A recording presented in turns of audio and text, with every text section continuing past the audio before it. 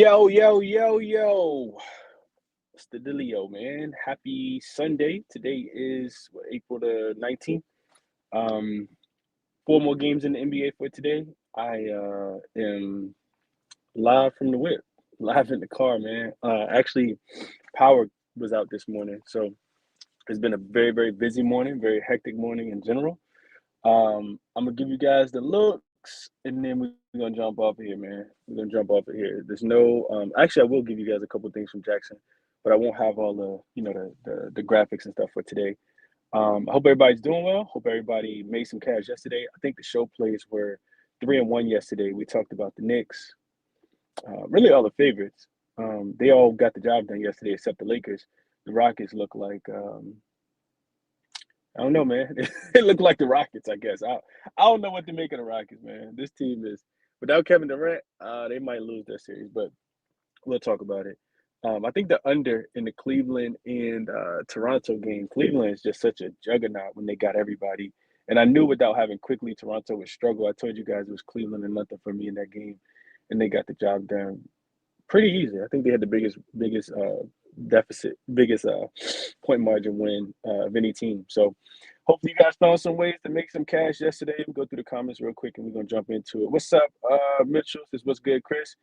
We got some good plays today. Looks like all the favorites covered yesterday except the Rockets. That's true. What's up, Cheryl? Brian says, yo, Chris, nice to see you. Good morning. Favorites yesterday.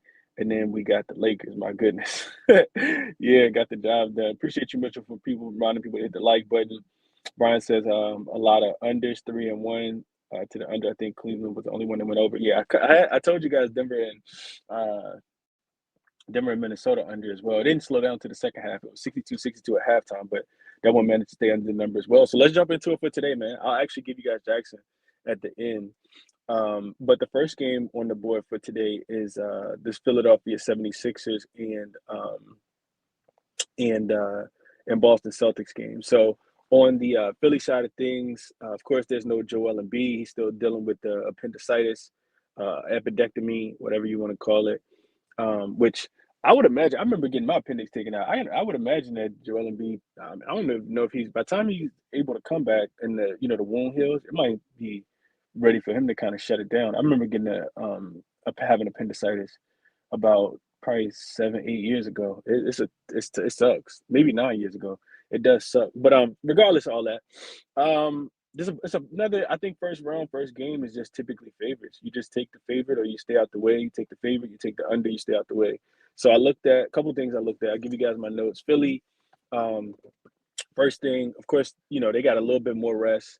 But they did finish the season 0-2 straight up, 1-1 against the numbers, double-digit dogs with Embiid in and Joel Embiid out. They lost by 11 to Cleveland. They were getting 12, and they lost by 25 to OKC, and they were getting 14.5. And this is what that one could look like, in my opinion. Boston won 2 of the 3 this season. All three went under the number. Totals were 233.5, 231.5, and 219.5. And then one, as far as like situational stuff, I looked at since the play-in began. Number 2 seeds are 4-2 straight up, 3-3 against the number in game ones of the first round. None of them have been double-digit favorites though. The totals are 4-2 to the over as well. Then I looked at double-digit home favorites in game ones of a series. They're 26-13 ATS overall, 6-0 ATS in their last 6. If they land 11 or more, they're 20-5 ATS, and they win by an average of 18 points per game.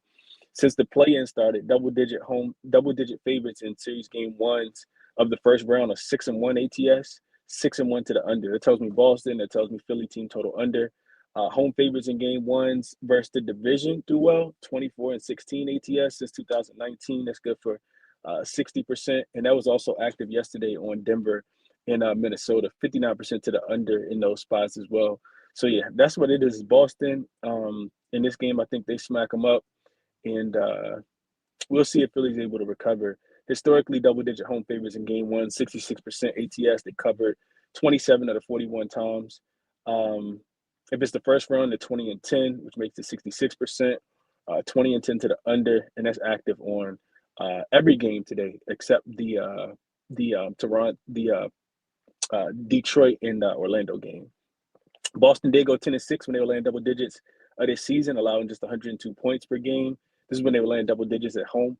They were 11-5 to the under in that spot as well.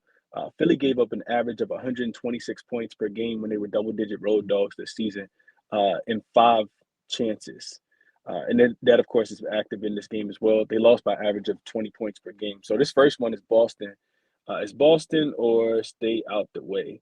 Not really sure if I look towards the under. I kind of feel like I know Boston games go under. I think they'll play really good defense.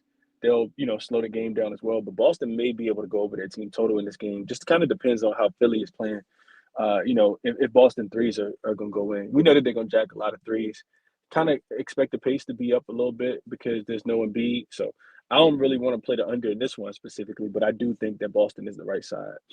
I see people talk about Tatum rebounds and assists. I'll talk about a little bit about that as well. That's kind of one of the plays that Jackson actually likes. Jalen, only thing that scares me is the blowout. Like that scares me. This game could really be over with at halftime. In all seriousness, and then Tatum sitting on the bench, with 11 rebounds and assists, and they got the backups in, trying to preserve his minutes. But we'll see. We shall see. All right, keep going. Next one up is Phoenix and OKC. So this line's at 14.5. Total sitting at 215.5. And it's just kind of the same thing, man. Phoenix, of course, beat Golden State, got the win. Only 1 day of rest, and they're getting 14.5 points. The line's at totals at 215.5. That tells us really all we need to know. I think OKC was kind of rounded in the form. I expect OKC to run Phoenix off the floor in this spot. Just given how well they have been playing, I think they rested the last 2 games before the season ended. So I expect them to be super rested. I expect Phoenix to be absolutely the opposite. If we look at the injury report, I did see that Grayson Allen and Mark Williams were listed as questionable, and they gonna need both of them. They're gonna need both of them and some more, in my personal opinion, in this spot. I looked at just based on the numbers, like historically, I feel like you kind of look at the numbers in these games, just based on situational spots in series game 1 specifically. I came up with Phoenix team total under 99.5. And I came up with just laying a number with Phoenix. Laying a number with OKC. I'm not sure if I'll get there, but Phoenix team total 99.5. It's a plus 100 on Hard Rock. This should be a spot where they struggle to score the ball. In games where road dogs are getting double digits and the total is lower than 220, those dogs average just 89 points per game in the Give Me the Dog database. Of the 8 of the last 9 instances, they've scored 100 points or less.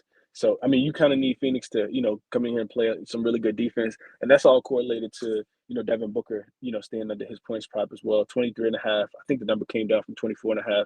But if he's sitting on the bench in the fourth quarter, which we know they're going to throw Lou Dort at him. He did have a game where he had 24 earlier this season. He had a game where he had 21 against them as well. But if he's sitting on the bench in the fourth quarter, then his points probably gonna go under for sure. Kind of like Scotty Barnes' rebounds yesterday. They went to die, and that's why I didn't play those either. So yeah, that I think OKC wins this game by 20 today. Not looking towards Phoenix in this humongous rest disadvantage spot. I think it's OKC by 20 or stay out the way. Pretty simple game for me. Next one is Orlando and Detroit. And really quickly, I want to just check the injury report. I did see Jonathan Isaac on it. It looks like he is still listed as questionable. Desmond Bane and Wendell Carter Jr. are both listed as probable and available. So they'll have those guys. Duran should be in. And this is probably the most competitive game, in my opinion, that we have on the board for today. Detroit is up to 8.5, but they opened at 6.5. So they have taken some money. All the favorites have taken some money. This was at 6.5 on DraftKings when it first came available, right after Orlando beat Charlotte on Friday night. So we got a rested Detroit team at home. It's really kind of the same thing. The line's up to 9 on Caesars, 8.5. It looks like starting to get juiced to minus 115, and that's the only way I'm looking in this game as well, man. Orlando, just watching Detroit play the last couple games, you kind of got to tip your cap to this team, man. I really, really like this Detroit team. They play hard. They play show up every single game too. Like I went to the Charlotte game, of course. They didn't have anything to play for in that Charlotte game. Nothing to play for at all. Everybody loved Charlotte. I just couldn't bring myself to put money on Charlotte in that game. Sports betting is legal in New York, in North Carolina, and I couldn't bring myself to do it, man. I think Orlando, they kind of were a lot more physical than Charlotte in that last game, and I'm still expecting them to bring some physicality in this game, but I don't know if it's gonna be enough because I do think that this Detroit team is probably the most physical team in the Eastern Conference. Them, the Knicks. I don't know if I put Orlando in that category. Orlando is physical, but they just kind of run out of offense. So I still think I didn't bet this one, but I still think it's a Detroit spot given the rest advantage. Given Orlando kind of limping into the playoffs as well. We know Fran's not 100%. They're gonna need Jonathan Isaac, in my opinion, as well. I expect Detroit to be able to get the job done. Another game where it's favored for me or nothing at all. We saw who was laying this type of number yesterday. Cleveland. Cleveland was laying this type of number, and they absolutely mollywopped the Toronto Raptors in that spot. And this number is big, and it's big for a reason. It's a reason why the money's come in. I will be looking at Detroit to get the job done and establish themselves early in the first game here. The total is a little tricky. I do expect Orlando to struggle to score the basketball. It would make me think to lean towards the under 219.5, but I didn't play it. I think Orlando it's really hard to figure out who Orlando is. Is Orlando a good team or is Orlando a bad team? Recently, they were a good team, and then of course they lost the game to Boston, which put themselves in a really bad situation. So they couldn't host that play-in game, and they lost it to Philly. And then they come back home and they blow Charlotte out. I think a lot of that was on Charlotte though. Charlotte kind of celebrated the game, the win against the Heat in overtime, like they had won the championship. That was their championship. I don't think we see the same thing from Detroit. Detroit, they have higher, bigger aspirations. So I think Detroit's the right side. It just scares me with the total though, because I do think if Orlando comes in here playing super fast, Detroit will be able to score the basketball. Never really want to rely too heavily on Detroit's offense, but because their defense is their better unit. But I think they should be able to score the basketball in the spot. But it's really going to be dictated on pace. So no real strong opinion on the total. Uh, I'll go through the comments when I get done with the last game and give you guys some props as well. So Portland, San Antonio, 10.5 is the number, right? Yeah, 10.5 looks like 11.5. So look like it's going to 11.5. And this is, I think, probably the second most interesting game. So injury report in this one, I think, let me just double check. I think it's the last game, nightcap. We got with that. Just Dame out and just Jordan McLaughlin out on the San Antonio side of things. So Portland has been playing some really good defense. We know that, right? They went into Phoenix and they kind of struggled to get stops early in that game. They were kind of going back and forth, and then they make a really great run in the fourth quarter specifically. Shout out to Denny Abdi, 40, 41, 42 points in that game. Denny's interesting because he's actually played well against San Antonio all three games. He's gone over his points prop in all three games. That was something that I was looking at. The line set at 22.5. He's crushed that. Shot the three really well. We shall see, man. Portland did finish. I just kind of looking at the numbers, like the number wise, based on the situation in this spot. Of course, San Antonio is the more rested team. Portland finished 4-1 to the under when they was getting double digits as road dogs. So it's typically a spot where the offense has struggled to score. This total is a tad bit too low and like a little bit uncomfortable for me, just given that both of these teams are top 10 in pace. Even with them being 4-1 to the under, those games finished 226, which is lower than the total for today because they were pretty high totals. San Antonio didn't do the greatest job laying double digits as a home favorite. A lot of the time, I think that was in the second half of the season when games didn't really matter that much. They would come out, punch you in the mouth early, first quarter, first half is the way that we have been taking them, and they made a lot of money in the first quarter, first half. And then kind of took their foot off the gas. So only 3-7-1 against the number when they were laying double digits as home favorites this season. All three meetings did stay under the number, but those games averages 218 points, but the totals was much higher. 240, 234.5, and 229.5. So they came down every single time. Portland only got to 102 and 101 in two of those three meetings. If you expect San Antonio to bring it on the defensive end, and I kind of do, maybe Portland will struggle to score. It's still for me. It's only San Antonio in this spot as well. I just kind of look at Portland. I was doing some deep diving into this game.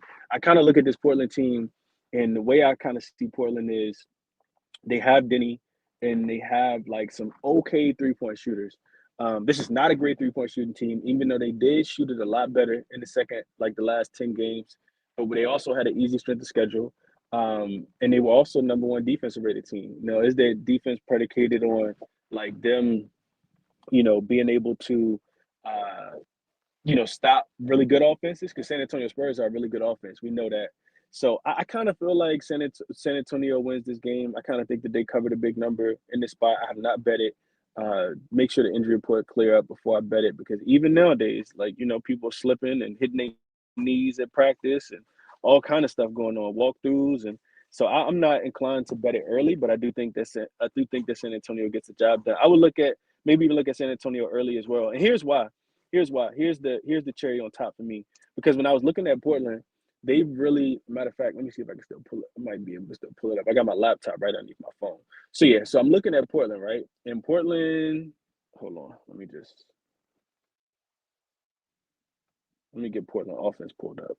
So Portland specifically is a team that likes to attack the rim. They finished fifth in rim frequency on the full season, sixth in rim frequency in their last 2 weeks. And again, they shot the 3-point shot a little bit better. San Antonio, one of the better 3-point defense in the league. They finished seventh last 10 games. They finished eighth. Or last 2 weeks, they finished eighth. So Portland, I expect to try to get downhill with Denny Abdia. They're not a great 3-point shooting team. They shot just 34.5%, which was 25th in the league this season. And I just kind of feel like with Wemby down there, it's going to be really hard for Portland and Denny Abdia. I know he had 3 really good games, but I think it's going to be really difficult for them to score the ball in the paint. This San Antonio team was top 5 in opponent rim frequency and top 3 in opponent rim accuracy on the season. They finished even the last 10 games when they were, like they weren't going, full throttle, but they still finished 5th in opponent rim frequency and 12th in opponent rim accuracy. I know that Portland will try to get out and run. I do think San Antonio will be able to slow them down on the season. Portland finished they were 24th in transition frequency, but 7th in points per play. And San Antonio was a top 3 defense in transition as well. So I do expect Portland to struggle to score the basketball. Both of these teams did finish the season off playing pretty fast. Portland was 6th in their last 5 games. San Antonio was 9th. So I'll stay away from the total in this one, but I still kind of lean under, and I think San Antonio will get the job done with their defense, even if they aren't making shots. So those are my thoughts. I'll give you guys player props real quick. The player props are courtesy of Jackson. And I'll tell you guys my thoughts on them. So the first one is Jason Tatum. His rebounds and assists at 15.5. I think you may be able to still get 14.5. But let me just get back to the analysis, because I didn't really look too deeply in the player props. Game ones, I kind of like taking sides and totals a little bit more. But the write up here says the analytical breakdown says this combo line is fundamentally best price for a superstar of Tatum's caliber entering the postseason. Since making his season debut last month, Tatum has cleared this 15.5 line in 50% of his 16 games. But the playoff bump in minutes is the deciding factor. Tatum is expected to see his workload increase towards 40 minutes today, and his underlying opportunity metrics are elite. He's currently averaging a career high 10 rebounds and 5.3 assists per game, giving him a baseline of 15.3, nearly the entire line before accounting for the increased postseason intensity. And then there's more. I'm not going to read all that. But the problem I have with this is he may not play 40 minutes today. If they end up blowing this team out, then he won't play 40 minutes. And I do expect them to blow Philly out today. So that's what scared me off of that one. The next one I kind of really like, and it's Tobias Harris over his 21.5 points, rebounds, and assists. Now, if you're somebody that's been rocking me for a couple of years, I'm not a Tobias Harris guy. I don't think I placed a bet on Tobias Harris probably in 3 years, maybe even longer than that. It might have been 4 years since I placed a bet on Tobias Harris. But I do kind of like the read here. So the analytical breakdown says Tobias has been a thorn in the side of the Orlando Magic this season, and the market has failed to adjust his line to reflect this specific matchup dominance. In the 3 meetings versus Orlando this year, he's averaged 27.7 points, rebounds, and assists, clearing this 21.5 line with ease in every single contest. His shooting efficiency spikes to 56% against Orlando, compared to 46.1%, suggesting that he found a consistent way to exploit Orlando's defensive rotation. The Pistons opened the series against the Magic team that's coming off an emotional play-in loss, but remains a disciplined unit, which they won that game. Harris is the veteran leader. Is the veteran leader of the Detroit group and has historically elevated his game in the postseason. Even with Cade 9.9 assists active and commanding high usage, Harris has maintained his production against Orlando. Coming off a regular season finale where he posted 24 points and 4 rebounds, which that don't mean anything to me. Harris has entered the playoff in peak form, facing an Orlando defense that ranks 14th. Harris' ability to score from the mid-range, where he ranks in the 67th percentile, will be crucial. I just kind of think that, Orlando is a team that plays everybody one-on-one. I think Tobias will be able to get to his spots, and he does have a lot of the veteran leadership. So I kind of like the Tobias Harris look. The last one I give you guys is Devin Booker, which we talked about. I didn't need Jackson for this one. But Devin Booker under his 24.5 points. I think this has bumped down to 23.5 on most books. It says, while Booker is a premier scorer, this matchup against OKC is statistically his most difficult. The Thunder featured the number one rated defense rating, 106.5, and the gold standard for defense without fouling. This is crucial because Booker relies on free throws for 21% of his scoring production.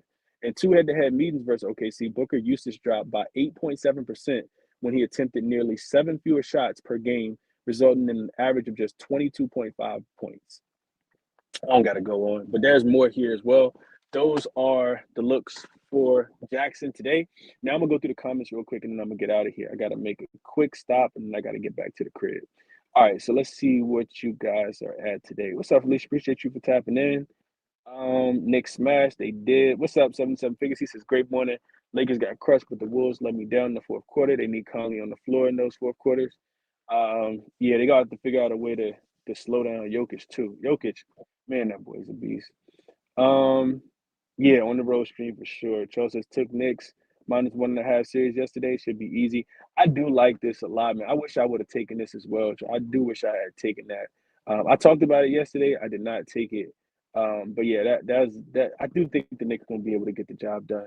I think Atlanta will be a little bit inconsistent. They also just don't have a lot of playoff chemistry. CJ McCollum just got there. Jonathan Kuminga, rotational players, just got there. Nikhil Alexander-Walker, first year. Zachary Risache said that, when he was in France, he was the most athletic guy. He said now he's just a jag. He's just another guy. So, yeah, I think they get the job done. We talked about it yesterday. Atlanta, loses historically at home against the Knicks as well. So if you took that -1.5, you don't even got to bet the actual game and lay the points. You just, I should have bet that one yesterday. I messed that up, in my opinion. Algina says she likes the rebounds and assists for Tatum as well. Boston solo over 113.5 is a good look. Good look, Double says. What else I got here? Tatum double. Brian says maybe take the under after the first quarter when they adjust the total up 10 points. Absolutely. We've seen some first quarters be high scoring for sure. Boston at halftime, Thunder at halftime. Devin Booker under points plus rebounds, Agina says. Okay, Thunder first quarter. Jalen Durham points over 20.5. Brian says, what Magic team shows up? That's the problem because they are monsters when they play together. And then I don't know what happens. That's a fact. Maybe live bet that one. What's up, J-Man? Appreciate you for tapping in. DJ says, I think Orlando is the only team that has a chance to upset today. I don't trust them enough to even out money on the spread. Okay. Yeah, I think that is the most intriguing game, but I expect Detroit to play defense and lock up that Orlando team. Adam says, what's up, Chris and gang? Tough card with them playoff blowouts. Might as well lay it all on them. Okay. What up, Star Child? He says, I do like the under in Pistons game. I think I might take that under. Yeah, the under makes sense. I know Detroit can win the game with defense. When I was at that Charlotte game, they held Charlotte to 35 points in the second half. Charlotte just jagging threes, not making any of them. And Orlando's not a great three-point shooting team. We saw them really struggle to score the basketball. They won that game against Charlotte because of the physicality, and they turned Charlotte over so many times. I don't think they're going to turn over Cade. So that would lead itself to them not scoring the ball. They're not a great offensive team, in my opinion. Not a great three-point shooting team. They got hot, though. Jalen Suggs got hot in that last game. And they had a couple other guys make some threes as well, but I don't think that's going to happen today. So under in that game, Star Child, I do like that. I'm going to actually put that up here. Yeah, under in this game makes a lot of sense. What else should I say here? Dude says, bless up, Chris. What's up, my brother? He says, Luke couldn't give me 2 assists. Love the Pistons and Durham points over Durant over his points and rebounds. I think that's Durant. Okay. Wemby did not play in those 3 games. Then he went over, so be cautious. He didn't play any of them, Adam. I didn't see that he was out in all 3. If he was out in all 3, that makes me like San Antonio even more. I did not see that though. Castle also missed 2 of those games, so Denny under is what y'all saying. Okay. Denny under. Gina put it right here. She likes him under 30 and a half points and rebounds. Okay. What else? Landed with the home faves. We'll see what happens. Only one I'm leery of is Detroit. Yeah, that's the same thing I'm doing, Adam. I'm gonna play all of them, 1 unit on all the favorites today, and see what happens, man. Lakers in 5. I hope you're right, Miles. I do hope you're right. They're my guys, even though I bet against them. Love to hear this, Chris. He says it's been a good 3 days for him. He likes the Magic plus the 8.5, half a unit. Think you might be able to get a +9 if you really like it that much, Chris. And good luck, Frank. Appreciate you for tapping in. Peyton Pritchard over his points. Double says I could definitely see Peyton Pritchard going crazy in this game. Appreciate you as well, Dre, for tapping in today. My guy. Derek says, do you think Franz shows up today?